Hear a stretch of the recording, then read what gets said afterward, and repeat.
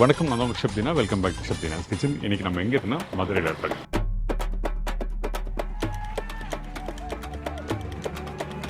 மதுரையில் வந்து நம்ம நிறைய ரெசிபிகள் பார்க்குறோம்ல, அந்த மாதிரி இன்னைக்கு வந்து நல்லா தோசைக்கு தொட்டு சாப்பிட்ற மாதிரியும் இட்லிக்கு தொட்டு சாப்பிட்ற மாதிரி ஒரு சூப்பரான சட்னி பார்க்க போகிறோம். அதாவது மதுரை பூண்டு கார சட்னி.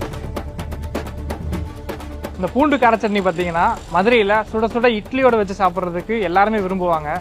மதுரையில் எந்த பஸ் ஸ்டாண்டுக்கு போனீங்கனாலுமே நீங்கள் கீழே வந்துட்டு ஒரு இட்லி கடை இருக்கும். அந்த இட்லி கடையில் பார்த்தீங்கன்னா ஒரு கார சட்னி இருக்கும். அந்த கார சட்னி தான் இந்த பூண்டு கார சட்னி. இந்த பூண்டு கார சட்னி பார்த்தீங்கன்னா இட்லியோட தோசையோட எல்லாத்துக்குமே எக்ஸலண்ட்டாக இருக்கும்.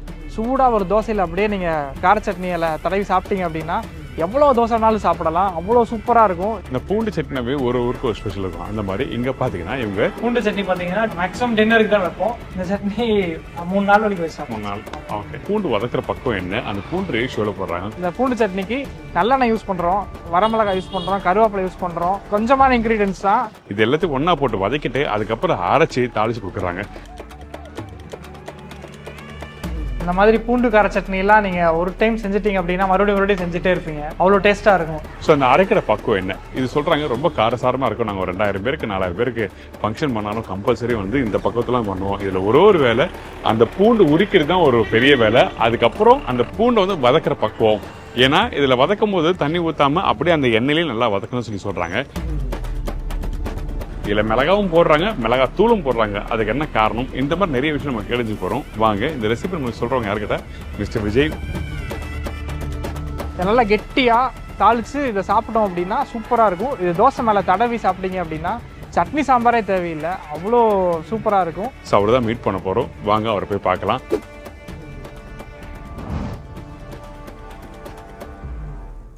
வணக்கம் விஜய். வணக்கம் சார். ஓகேவா? நல்லா இருக்கு சார். நீங்க எப்படி இருக்கீங்க? நான் ரொம்ப நல்லா இருக்கேன். அப்பெல்லாம் எப்படி இருக்காங்க? எல்லாரும் நல்லா இருக்காங்க. எப்படி போயிட்டு இருக்கு? நல்லா போயிட்டு இருக்கு சார். நல்ல விஷயம். ஸோ இன்னைக்கு என்ன ஸ்பெஷலாக பண்ண போகிறோம்? இன்னைக்கு நம்ம பூண்டு சட்னி பண்ண போறோம் சார்.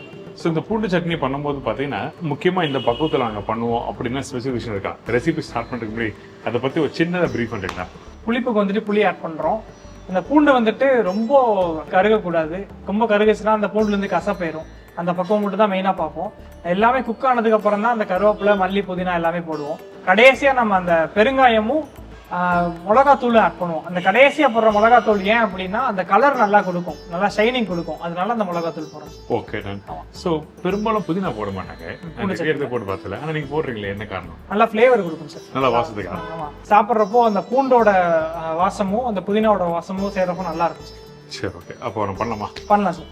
என்ன தேவையான பொருட்கள் சொல்லுங்க. கண்டிப்பா சொல்லுங்க சார். பூண்டு கார சட்னி செய்ய தேவையான பொருட்கள் என்னங்கறத பார்த்தலாம். பூண்டு 1 கிலோ, புளி 100 கிராம், வரமிளகா 100 கிராம், உளுந்தம்பருப்பு 1/4 கிலோ, கருவேப்பிலை 2 கைப்பிடி அளவு, மல்லி 1 கைப்பிடி, புதினா 1 கைப்பிடி, கடுகு 50 கிராம், சக்தி மிளகாய் தூள் 20 கிராம், பெருங்காயம் 10 கிராம், உப்பு தேவையான அளவு, நல்லெண்ணெய் 1/2 லிட்டர்.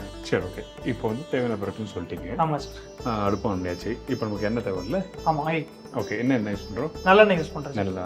ஸோ இதுக்கு நல்லெண்ணெய் நல்லா இருக்குமா? எப்படி இது காரம் சேர்க்கிறப்போ கண்டிப்பா நல்லெண்ணெய் வர்றது நல்லது தான் சார். ஓகே. ஏன்னா இப்போ பூண்டும் காரம், ஏன்னா அதுல ஹீட் இருக்கும். பூண்டுலையுமே வரமிளகாலையும் ஹீட்டு, காரம் சேர்க்கிறோம். அதனால நல்லெண்ணெய் இருக்கிறப்போ அது கரெக்டா இருக்கும், செய்யறதுக்கு நல்லா இருக்கும். இந்த வாசமும் நல்லா இருக்கும். வாசமும் நல்லா இருக்கும். சரி, குளிர்ச்சியும் கூட நல்லா. அதனால சரி, ஓகே. இப்போ மீதி இப்போ நம்ம 500 ml என்ன சொல்லியிருக்கோம், அதுல 100 ml தனியா எடுத்து வச்சிருக்கோம். அது வந்துட்டு கடுகு தாளிக்கிறப்ப வச்சுக்கிறோம். கடைசியா யூஸ் பண்றதுக்கு. அதுக்கப்புறம் உளுந்தம்பருப்பு போடுறோமா? உளுந்தம்பருப்பு போடுறதுக்கு என்ன காரணம்? இது ஏன் இப்படி உளுந்தம்பருப்பு போடுறீங்க? உளுந்தம்பருப்பு போடுறப்போ சட்னியில நல்ல ஃபிளேவர் கிடைக்கும், நைஸா ஆகும். இந்த உளுந்தம்பருப்பு போடுறப்போ கடலை பருப்பு போட்டீங்க அப்படின்னா அங்கங்க நரன்னு நிற்கும் இருக்கும். சரி, ஓகே. நான் எல்லாத்தையும் போட்டுருமா? சரி, இதுல கொஞ்சமா எடுத்து வச்சுக்கணும் தாளிப்புக்காக. கடுகு உளுந்தம்பருப்பு. சரி, ஓகே. கொஞ்சம் நிறைய பண்ணுங்க, என் வீட்டுக்கு பேக் பண்ணி கொடுங்க. கண்டிப்பா. எனக்கு எதுவுமே பூண்டு கார சட்னா ரொம்ப பிடிக்கும். பேக் பண்ணி என்ன லாஸ்ட் கும்பகோணத்தில் பண்ணும்போது அவங்க பேக் பண்ணி கொடுத்தாங்க எனக்கு. ஓகே. அதே மாதிரி ஈரோட்லயும் அந்த பூண்டு பொடி பண்ணியிருந்தோம். பூண்டை வச்சு எந்த ஒரு ரெசிபி பண்ணாலும் நல்ல வாசம் தான். சரி, இந்த உளுத்தம் பருப்பு போட்டிருக்கோம். ஆமா. இந்த உளுத்தம் பருப்போட மற்ற பொருளும் போடலாமா? இல்லை இது லைட்டா வறுக்கணும்? லைட்டா வறுக்கணும், ரொம்ப வறுத்து ஃபுல்லா வறுக்க கூடாது. லைட்டா வறுத்தோடனே நம்ம அடுத்த பொருள் ஆட் பண்ணிட்டு வரோம். சரி, ஓகே. என்ன போடுறோம் அடுத்தது? அதுக்கடுத்து வரமிளகா. ஓகே. இந்த மிளகாய் யூஸ் பண்ணும்போது பர்டிகுலரா வந்து இந்த வகை மிளகா தான் யூஸ் பண்ணணும் அப்படின்னு இருக்கா? நீட்ட மிளகாய் யூஸ் பண்ணுறோம் சார். ஓகே. இப்போ குண்டு மிளகாய் யூஸ் பண்ணா குண்டு மிளகால வந்துட்டு நம்ம மதுரையில பொறுத்த வரைக்கும் இந்த நீட்ட மிளகா மட்டும் தான் நம்ம யூஸ் பண்ணுவோம். குண்டு மிளகாங்கிறது வெளியே தாளிப்புக்கு மட்டும் தான் அதை யூஸ் பண்ணுவோம். ஓகே, அதுல ஒரு காரமும் இருக்கும்ல? ஆமா ஆமா. வரமிளகா வந்துட்டு நம்ம 100 கிராம் வரைக்கும் ஆட் பண்ணுவோம். சரி, 100 கிராம். ஆமா, இது நல்ல காரமா இருக்கும் நினைக்கிறேன். கண்டிப்பா. ஸோ வரமிளகா போட்டிருக்கோம். இதோட வரமிளகா கொஞ்சம் ஃப்ரை ஆகட்டும். ஓகே. இந்த வரமிளகா வந்துட்டு லைட்டா உப்பணும். அந்த உப்புற ஸ்டேஜ் வந்துருச்சு அப்படின்னா நம்ம அடுத்தடுத்து ஆட் பண்ணிக்கலாம். சரி, ஓகே. அப்படி இல்லைன்னா அந்த வரமிளகா இருக்கிற அந்த பச்சை வாசம் வரும். அப்படியே இருக்கும். ஆமா ஆமா. இன்னொன்னு எண்ணெய் இல்லாம நீங்க வறுத்தீங்கன்னா நெடி அதிகமா வரும் வீட்டுல. ஆமா சார், ட்ரை பண்ணி பாருங்க.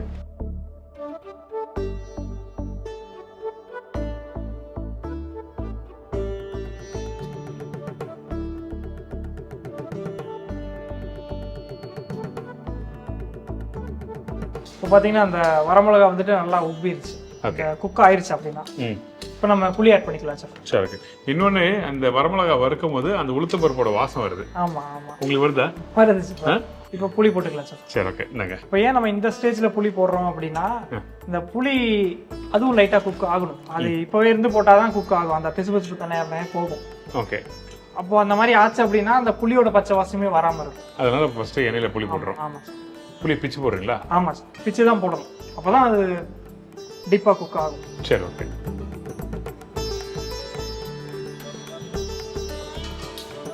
இப்போ லைட்டா இது ஃப்ரை பண்ணிக்கலாம் சார். ஓகே. பூண்டு எப்போ போடுறோம்?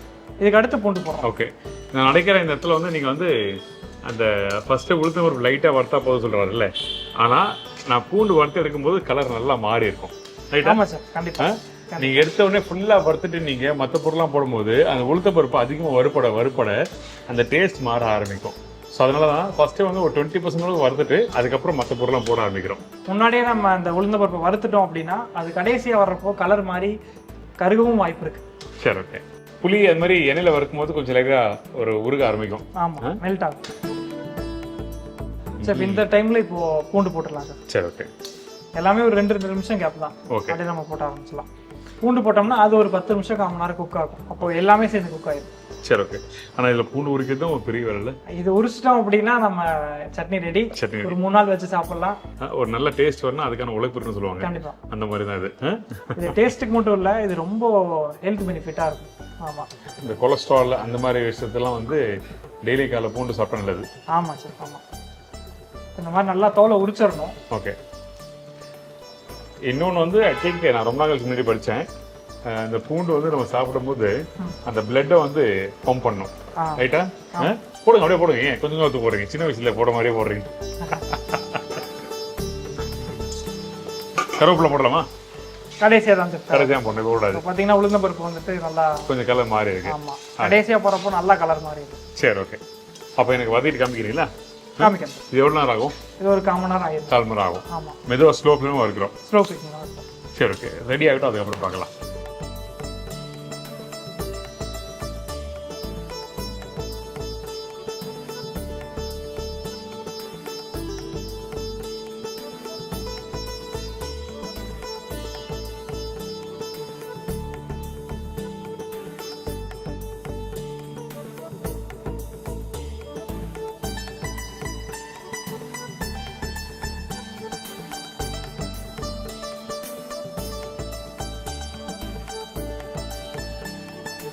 பூண்டு நல்லா வதங்கிடுச்சு. இந்த பூண்டை தனியா எடுத்து பாத்தீங்க அப்படின்னா நிஜமாவே இது தங்க கலர்லயே தான் இருக்கும். கோல்டன் கலர்ல இருக்கும். ஆமா ஆமா. இன்னும் அப்படியே மசிஞ்சது இல்ல? ஆமா. இது அப்படின்னா நீங்க தனியா எடுத்து வச்சு லைட்டா இப்படி பிரஸ் பண்ணீங்க அப்படின்னா இந்த மாதிரி மாவு ஆயிடும். மசிஞ்சிருது. ஆமா. ஓகே. இது கரெக்டான ஸ்டேஜ். ஓகே. ஆனா இந்த இடத்துல வந்து அந்த பூண்டு எப்படி உரிக்கிறோமோ அதே மாதிரி இங்க வதக்குற பக்கம் நேரம் எடுக்கும், மெதுவா இருந்து பண்ணணும். ஆமா சார். லோ ஃப்ளேம்ல கலக்கிக்கிட்டே இருக்கணும். நீங்க ஒரே இடத்துல விட்டீங்கன்னா கூட சைடுல ஃபுல்லா குக் ஆகாம இருக்கும், சென்டர்ல மட்டும் குக் ஆயிருக்கும். சரி. இந்த மாதிரி கலக்கிக்கிட்டே இருந்தீங்கன்னா மட்டும்தான் இது ஃபுல்லா ஈவனா எல்லாமே ஒரே மாதிரி குக் ஆகும். மெத்தட் ஈஸி தான், ஆனா கொஞ்சம் டைம் எடுக்கும். ஆமா சார். Okay, ton. இதுக்கு அப்புறம் நம்ம மித்த ஐட்டங்களா சேர்த்துக்கலாம். என்ன போடுறோம்? கருவேப்பிலை, கொத்தமல்லி, புதினா எல்லாமே வா. ஆமா ஆமா. இந்தாங்க புதினா தடவை ஃபர்ஸ்ட். கொடுங்க சார். இந்தாங்க புதினா, கொத்தமல்லி ரெண்டுமே கொடுத்தாச்சு. எல்லாத்தையும் போட்டுறோமா? புதினா போடுறோம். ஓகே. கொத்தமல்லி போடுறோம். அப்புறம் உப்பு போடலாம் சார். உப்பு. இந்தாங்க கருவேப்பிலை போடணும்ல? ஆமா சார், கருவேப்பிலை. இப்போ உப்பு வந்துட்டு நம்ம இந்த சட்னிக்கு தேவையான அளவு மட்டும் தான் போடுறோம். சரி, ஓகே. தேவை அப்படின்னா நம்ம அரைச்சதுக்கு அப்புறம் தூள் உப்பு போட்டுக்கலாம். ஆமா, தேவைப்பட்டா. ஆமா, ஓகே. கருவேப்பிலை போடணும்ல? கருவேப்பிலை போடணும். நான் போடுறேன் கடைசியா. போடுங்க. எல்லாத்தையும் நீங்களே போடுறீங்க, நான் கொஞ்சம் போடுறேன். லைட்டா பாத்தீங்கன்னா அது கூட வேண்டாம் சொல்றாரு. லைட்டா தான் போடணும் சொல்றாரு. ஓகே, கருவேப்பிலை போட்டாச்சு. இப்போ மிளகாய் தூள். இப்போ நம்ம காரத்துக்கு இவ்வளவு மிளகாய் போட்டிருக்கோம். இப்போ திருப்பி இந்த மிளகாய் தூள் போடுறோம், சக்தி மிளகாய் தூள். நம்ம வரமிளகாய் ஏற்கனவே போட்டிருக்கோம். இப்போ நம்ம அந்த தனி மிளகாய் தூள் போடுறப்ப தான் கலர் நல்லா கிடைக்கும். இந்த சட்னிக்கு நல்லா ரெட் கலராக கிடைக்கும். Okay, fine. அதுக்கு கொஞ்சம் பார்த்தும் போடுங்க, நல்லா இருக்கும், வாசமாக இருக்கும். அதே டைம்ல வந்து அதிகமாக போடக்கூடாது, காரம் அதிகமாகிடுச்சுன்னு சாப்பிட முடியாது. ஆமாம், நம்ம காரத்துக்கு தேவையான அளவு போட்டால் போதும். சரி, ஃபைன். போடாதுல போடலாம். ஃபைன். இதுக்கப்புறம் இப்போ நம்ம பெருங்காயம் ஆட் பண்ணிக்கலாம். சரி, ஓகே. கடைசியாக பெருங்காயம் போடுறோம். ஆமாம், தூள் பெருங்காயம். ஆமாம், பெருங்காயம் லைட்டாக அந்த ஃப்ளேவர் கொடுக்கும். அந்த பூண்டில் இருக்கிற காரத்தன்மையும் லைட்டாக குறைச்சி கொடுக்கும். சரி, ஓகே. இன்னொன்று, இந்த மாதிரி பூண்டு வச்சு பண்ணும்போது பெருங்காயம் ஆட் பண்ணுறது நல்லது. சில பேருக்கு வந்து அந்த நெஞ்சு வந்து எரிச்சல் அப்படி இருக்கும், ஒரு நெஞ்சு கரகரப்பாக இருக்கும் சாப்பிட்ட பிறகு. ஸோ அந்த டைமில் வந்து இந்த மாதிரி பெருங்காயம் சேர்த்திங்கன்னா உங்களுக்கு அந்த ப்ராப்ளம் வராமல் இருக்கிறதுக்கும். ஓகே, இதுக்கப்புறம் அவ்வளோதான் சார், ரெடி ஆயிடுச்சு. இப்போ நம்ம மிக்சியில் அரைக்க கொடுத்துலாம். நல்லா ஆறுனதுக்கு அப்புறம் அரைக்கணும். ஓகே. அரைக்கிறப்போ தண்ணி ஊற்றாம அரைக்கணும். அப்படி தண்ணி ஊற்றாம அரைச்சோம்னா நம்ம ஒரு 3 நாள் 4 நாள் 1 வாரம் கூட வச்சு சாப்பிடலாம். அரைக்கிற பக்கம் இப்படி நைஸாக இருக்கணுமா, குறைக்கணுமா? கொஞ்சம் குறைங்க. ஒரு %, 80%. 8 to 90 சொல்லுமா? 80 to 90 வச்சுக்கலாம். சும்மா நான் கேட்டேன். 8 to 90. ஃபைன்.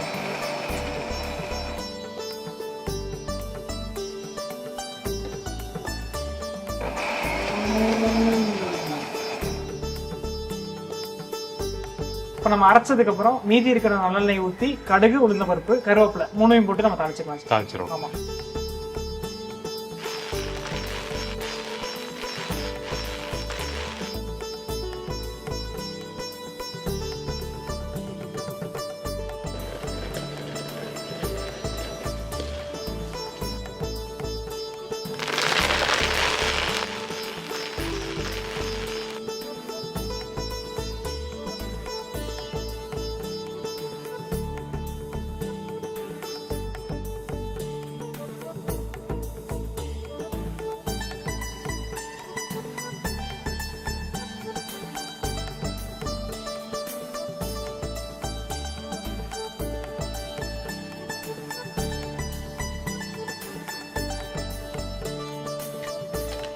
நல்லா அரைச்சிங்க. ரெடி ஆயிருச்சு. ஓகே. நம்ம அதை நைஸாக அரைச்சிட்டோம். அரைச்சி நல்லெண்ணெய் ஊற்றி கடுகு, உளுந்த பருப்பு, கருவேப்பிலை எல்லாமே போட்டு தாளிச்சிட்டோம். நம்ம ஊற்றுறப்போ அரைக்க கஷ்டமா இருந்துச்சு, இந்த பருப்புலாம் கொஞ்சம் அரைக்க முடியல அப்படின்னா லைட்டாக ஒரு 1/2 டம்ளர் அந்த மாதிரி தண்ணி ஊற்றிருக்கோம். ஓகே. இதில் வந்துட்டு 1 கிலோ பூண்டுக்கு இந்த லெவலில் தான் வந்திருக்கு. சரி, இவ்வளோதான் வரும். தாளிச்ச பிறகு நல்ல வாசம் வருது. அந்த நல்லெண்ணெய் வாசம் சூப்பரா இருக்கு, பார்க்கறதுக்கு அந்த கலரும் சூப்பரா இருக்கு. Very nice. காரம் எப்படி இருக்குன்னு தெரியல, சாப்பிட வருமா? சாப்பிடுவாங்க. அப்படின்னா டேஸ்ட் கொடுங்க. கண்டிப்பா. சுடு இட்லி இருக்கு. தோசைக்கு கொடுத்தா நல்லா இருந்திருக்கும். தோசைகள் கொஞ்சம் இங்கே அவைலபிளா இல்லாதனால இட்லி கொடுத்துருக்கோம். சரி, பரவாயில்ல. ஆனா இந்த மாதிரி சட்னி ரெடி பண்ணிட்டு தான் தோசைக்கல்ல அப்ளை பண்ணி நீங்க கொடுப்பீங்களா? ஆமா சார். ஓகே. எத்தனை பேருக்குலாம் பண்ணுவீங்க? சரி, இது ஒரு 500-1000 பேர்னாலுமே இதை பண்ணிடலாம். ஒன்றும் பெரிய விஷயம் இல்லை. ஆனால் பூண்டு உரிக்க தான் கஷ்டம். உரிக்க மட்டும் தான், பூண்டு வதக்கிறது தான் நம்ம கஷ்டம். இது ஒரு 2 நாளுக்கு முன்னாடியே பூண்டு உரிக்க ஆரம்பிச்சிட்டோம் அப்படின்னா ஃபங்க்ஷன் டேட் அன்னைக்கு கரெக்டாக இருக்கும் சார். இது நல்ல வாசம் வருது. கிட்டத்தட்ட அந்த பூண்டோட வாசம் கம நல்லா சூப்பராக வருது.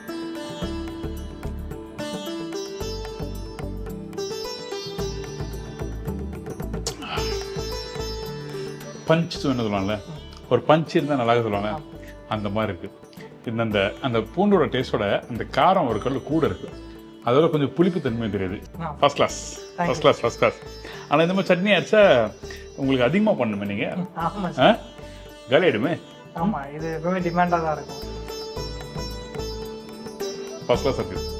நல்லா காரசாரமாக சாப்பிடணும்னு நினைக்கிறவங்க கண்டிப்பாக வந்து இந்த சட்னி நீங்கள் வீட்டில் அரைச்சிங்கன்னா 2 இட்லி சாப்பிட்றதுல 3 இட்லி சாப்பிடுவீங்க. ஆனால் 5 இட்லி தேவையான சட்னி காலி பண்ணிடுவீங்க. இது உண்மை. Very good chutney, nice. அந்த புளிப்பு தன்மையோட சேர்த்து அந்த கொரக்கொர தன்மை, அந்த காரம், புளிப்பு, கொரக்கொர தன்மை, அந்த 3 சேர்த்து சாப்பிடும்போது ரொம்ப சூப்பராக இருக்கு. அதாவது 90% அரைச்ச பக்குவம். வெரி குட், ரொம்ப நல்லா வந்திருக்கு. தேங்க்யூ. Very good recipe. உங்கள் ஃபோன் நம்பர் கொடுங்க. கண்டிப்பாக சார். ஓகே. இந்த மாதிரி சட்னியை ட்ரை பண்ணி பாருங்கள். ட்ரை பண்ணி பார்த்துட்டு ஃபீட்பேக் கொடுங்க. அதே டைமில் நம்ம வீட்டு சைடில் எதுனா ஃபங்க்ஷன்னா கண்டிப்பாக கான்டாக்ட் பண்ணுங்கள், நல்லா பண்ணி தருவாங்க. Thank you sir. தேங்க்யூ. வணக்கம், என்னோட பேர் விஜய். எங்கள் கேட்டரிங் பேர் அன்னபூர்ணி கேட்டரிங். நாங்கள் மதுரையில் 2013வது வருஷத்துலேருந்து இங்கே கேட்டரிங் சர்வீஸ் பண்ணிட்டு இருக்கோம். மதுரையில் நிறைய வெட்டிங்ஸ், நிறைய என்கேஜ்மெண்ட், நிறைய பர்த்டே பார்ட்டி எல்லாம் பண்ணியிருக்கோம். எங்களுக்கு மதுரையில் நிறைய கஸ்டமர்ஸ் இருக்காங்க. செஃப் தீனாஸ் கிச்சனில் நாங்கள் நிறைய ரெசிபிஸ் பண்ணிட்டு இருக்கோம். இந்த மாதிரி ரெசிபிஸ்லாம் நீங்கள் கண்டிப்பாக உங்கள் வீட்டில் ட்ரை பண்ணி பாருங்க. வீட்டில் ட்ரை பண்ணி பார்த்துட்டு கண்டிப்பாக கமெண்ட்ல சொல்லுங்க.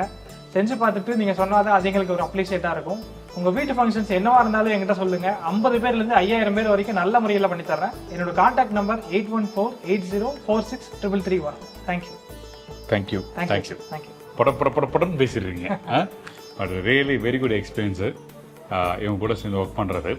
அந்த ஒரு சின்ன சின்ன ரெசிபியில் ஆகட்டும் யூனிக்காக அதை பக்குவமாக ஒரு 2 மணி நேரம் எக்ஸ்ட்ரா பண்ணலாம். இல்லை வேண்டாம் ஷெஃப், இது கரெக்டாக இருக்கும் அப்படின்னு சொல்லிடுவாரு.